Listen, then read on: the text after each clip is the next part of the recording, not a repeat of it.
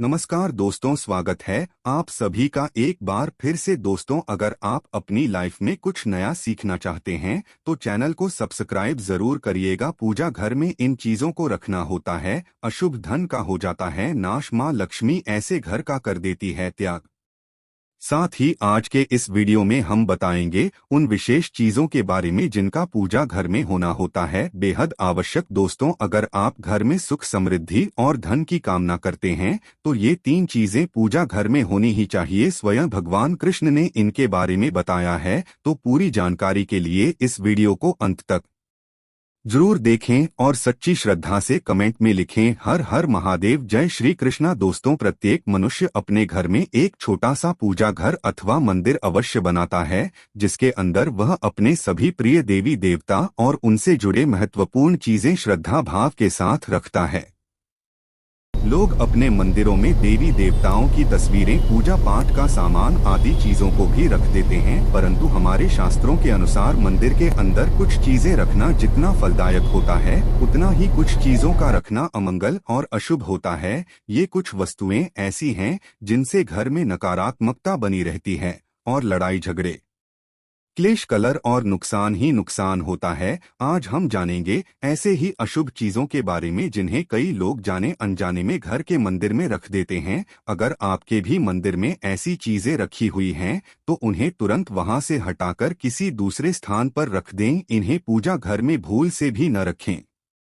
लोग ऐसा इसलिए करते हैं क्योंकि उन्हें लगता है कि ये चीजें धार्मिक है और इनकी भी पूजा की जानी चाहिए।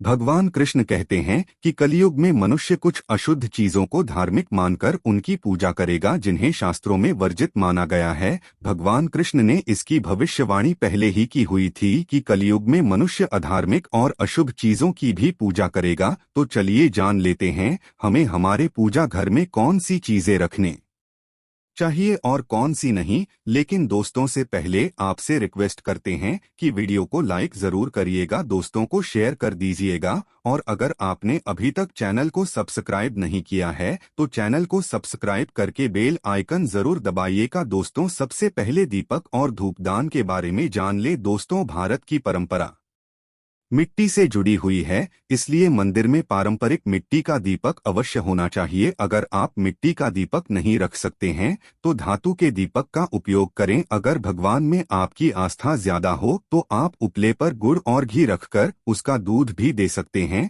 ऐसा करने से घर में सुख शांति बनी रहती है।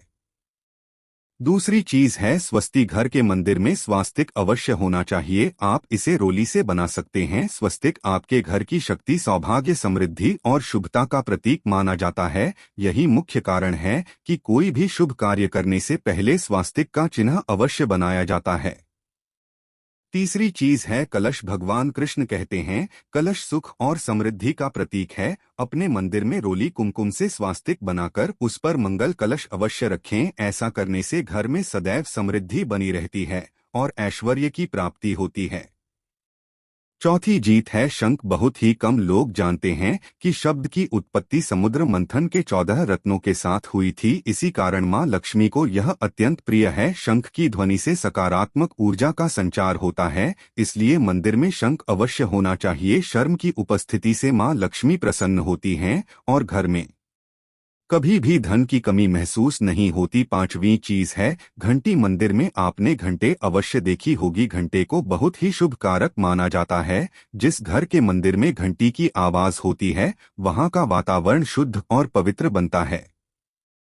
जिस घर में पूजा के दौरान घंटी बजाई जाती है उस घर के आसपास की सभी नकारात्मक शक्तियां दूर हो जाती हैं और साथ ही सुख समृद्धि के द्वार खुलने लगते हैं। तो दोस्तों, ये वो चीजें हैं जिन्हें घर के मंदिर में जरूर रखना चाहिए। आइए अब जान लेते हैं कि घर के मंदिर में कौन सी चीजें कभी भी नहीं रखनी चाहिए।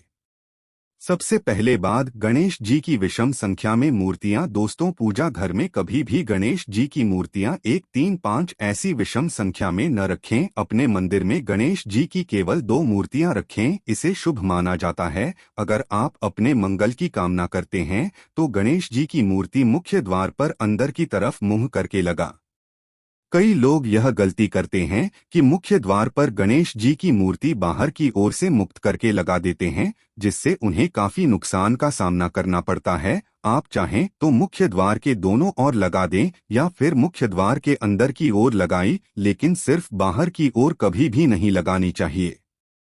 दूसरी चीज, टूटे हुए चावल अपने मंदिर में कभी भी टूटे हुए चावल बिल्कुल न रखें। इसके साथ ही पुराने चढ़ाए हुए चावल अधिक समय तक न रखें, यह नकारात्मक ऊर्जा फैलाते हैं। यह भी ध्यान रहे कि आप मंदिर में रखने वाले चावलों का इस्तेमाल हल्दी में भिगोकर ही करें, इससे अधिक शुभ परिणाम मिलेंगे। तीसरी चीज है पूर्वजों की तस्वीर। अगर आपके घर के मंदिर में अपने पूर्वजों की तस्वीर रखी हुई है तो उसे तुरंत वहां से हटा दें, क्योंकि वास्तुशास्त्र के अनुसार पूजा घर में मृत परिजनों की तस्वीरें रखना अशुभ माना जाता है। इसे अशुभ परिणाम प्राप्त होते हैं। मृतक तक परिजन पूजनीय और सम्माननीय हैं, किंतु उनका स्थान देवताओं के बराबर नहीं है। मृत परिजनों की तस्वीर घर के पूजा घर में रखने से पूजा घर का वातावरण भी नकारात्मक बन जाता है, जिसका अशुभ परिणाम हमें भुगतना पड़ता है। कई लोग साधु संतों की मूर्ति अथवा साधु संतों की तस्वीरें पूजा घर में रख देते हैं, लेकिन ऐसा करना अशुभ माना जाता है। अगर आप किसी साधु संत को मानते हैं तो उनकी तस्वीर दीवार पर लगा सकते हैं, लेकिन पूजा घर में भूल से भी न रखें। अगला है भैरव जी और शनिदेव की मूर्ति। घर के मंदिर में भैरव जी, शनिदेव अथवा काली माता की मूर्तियां भी नहीं रखनी चाहिए। इसी के साथ ही माता लक्ष्मी की खड़ी हुई मूर्ति की पूजा नहीं करनी चाहिए। माता लक्ष्मी सदैव बैठी हुई मुद्रा में होनी चाहिए, तो इस प्रकार से पूजा घर में इन मूर्तियों को नहीं रखना चाहिए। आइए अब जानते हैं उन विशेष वस्तुओं के बारे में जो आपके पूजा घर में जरूर होनी चाहिए। इन चीजों के पूजा घर में होने से घर में होती है धन की वर्षा, मां लक्ष्मी करती है इसे घर में स्थायी रूप से वास। दोस्तों, पहली चीज है गंगाजल। हमारे शास्त्रों में गंगाजल को अत्यंत पवित्र माना गया है, इसलिए पूजा घर में गंगाजल का होना अत्यंत आवश्यक है। गंगा नदी सभी पापों को नष्ट करने वाली तथा सभी व्याधियों का नाश करने वाली है। इसलिए अगर आपके पूजा घर में एक तांबे के छोटे से पात्र में आप गंगाजल भरकर रखते हैं तो इससे आपके पूजा घर की शुद्धता हमेशा बनी रहेगी और आपको आपकी पूजा का संपूर्ण फल प्राप्त होगा। दोस्तों, दूसरी चीज है कलश। शास्त्रों में कलश को पूर्णता का प्रतीक माना गया है। चाहे वो सत्यनारायण की पूजा हो, दीपावली हो, नवरात्रि का पर्व हो या फिर किसी भी प्रकार का उत्सव हो, मांगलिक कार्य हो, कलश की स्थापना किए बिना सब कुछ अधूरा माना गया है। पूजा में कलश का उपयोग देवताओं का आवाहन करने के लिए किया जाता है। ईश्वर के सामने तांबे के कलश में पानी भरकर रखना इतना शुभ होता है कि अगर हम अपनी रोज की पूजा करते समय भगवान के सामने तांबे के कलश में पानी भरकर रखें तो उसका चमत्कारी प्रभाव हमें अवश्य देखने को मिलता है। इसके लिए मुख्य रूप से तांबे के कलश का उपयोग करें। पूजा में अगर किसी सामग्री की कमी रह जाए तो परेशान न हो या पूजा बीच में न छोड़े। ऐसे में भगवान को चावल और फूल चढ़ाएं और मन में ही उस चीज का ध्यान करें। प्लास्टिक की बोतल में या किसी भी पवित्र धातु के बर्तन में गंगाजल कभी नहीं रखना चाहिए। अब पवित्र धातु जैसे एल्यूमिनियम और लोहे से बने बर्तन, इनमें गजल न रखें। गंगाजल तांबे के बर्तन में रखना शुभ रहता है। केतकी का फूल शिवलिंग पर अर्पित नहीं करना चाहिए। किसी भी पूजा में मनोकामना की सफलता के लिए दक्षिणा अवश्य चढ़ानी चाहिए। मां लक्ष्मी को विशेष रूप से कमल का फूल अर्पित किया जाना चाहिए और अगर आप ये शुक्रवार के दिन करते हैं तो इससे कई गुना लाभ मिलता है। इस फूल को 5 दिनों तक जल छिड़ककर पुनः चढ़ा सकते हैं। हमेशा इस बात का ध्यान रखें कि कभी भी दीपक से दीपक जलाना नहीं चाहिए। शास्त्रों के अनुसार जो व्यक्ति दीपक से दीपक जलाते हैं वो रोगी होते हैं। घर के मंदिर में सुबह और शाम दीपक अवश्य लगाएं। एक दीपक घी का और एक दीपक तेल का जलाना चाहिए। पूजा में दीपक सही जगह रखना चाहिए। घी का दीपक हमेशा दाईं तरफ और तेल का दीपक हमेशा बाईं तरफ रखें। जलपात्र, घंटा, धूपदान ही ऐसी चीजें हमेशा बाईं तरफ रखनी चाहिए। कमेंट बॉक्स में हर हर महादेव लिखना बिल्कुल न भूलें। उम्मीद करते हैं आपको जानकारी पसंद आई होगी।